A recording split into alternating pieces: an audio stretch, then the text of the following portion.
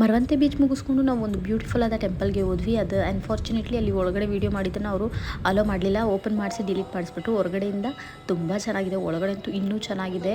ಮತ್ತು ಹೊರಗಡೆ ಬಂದು ಇಲ್ಲಿ ರಾಮ್ ಅಂತ ಬರಿಬೇಕು ಅಂತ ಹೇಳಿದ್ರು. ಬರೆದ್ಬಿಟ್ಟು ನೆಮ್ಮದಿಯಾಗಿ ಕುತ್ಕೊಂಡು ಪ್ರಸಾದ ತಿಂದು ಅಲ್ಲಿ ಆಟ ಆಡ್ಕೊಂಡು ನೆಕ್ಸ್ಟ್ ನಾವು ಹೋಗಿದ್ದು ಮಹಾಗಣಪತಿ ದೇವಸ್ಥಾನಕ್ಕೆ. ಅಲ್ಲಿ ಪ್ರಸಾದ ತಿನ್ನೋಕ್ಕೆ ನಾನು ತಮ್ಮ ಇಬ್ಬರೇ ಹೋದ್ವಿ.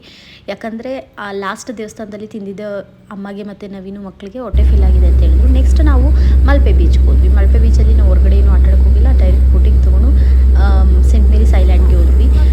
ಸೆಂಟ್ ಮೇರಿಸ್ ಐಲ್ಯಾಂಡಲ್ಲಿ ನಾನೊಂದು ಆರ್ಟ್ನ ಮಾಡಿದ್ದೀನಿ ಅದನ್ನು ನೀವು ನೋಡಬೇಕು ಅಂದರೆ ನನ್ನ ಫಸ್ಟ್ ಯೂಟ್ಯೂಬ್ ರೀಲ್ಸ್ನ ನೋಡಬೇಕು. ಅದನ್ನು ನೋಡಿ ನಿಮಗೆ ಒಂದು ಐಡಿಯಾ ಸಿಗುತ್ತೆ. ನೀವು ಯಾವಾಗಲೂ ಬೀಚ್ಗೆ ಹೋದಾಗ ಲವರ್ಸ್ ಆಗಿರ್ಬೋದು, ಹಸ್ಬೆಂಡ್ ಆ್ಯಂಡ್ ವೈಫ್, ಮಕ್ಕಳು ಯಾರೇ ಬೇಕಾದರೂ ಈ ಥರ ಒಂದು ಆರ್ಟ್ನ ಮಾಡಿ ಮನೇಲಿ ಇಟ್ಕೊಂಡ್ರೆ ಒಂದು ಮೆಮೊರಿಬಲ್ ಆಗಿ ಇರುತ್ತೆ ಅಂತ ಹೇಳ್ತೀನಿ. ಮತ್ತು ನಾವು ಹೋಟೆಲ್ನ ಬುಕ್ ಮಾಡ್ಕೊಂಡು ಫ್ರೆಶ್ ಅಪ್ ಆಗಿ ಊಟ ಮಾಡ್ಕೊಂಡು ಬ್ಯಾಂಗ್ಳೂರು ಕಡೆಗೆ ಹೊರಟ್ವಿ. ಬಾಯ್.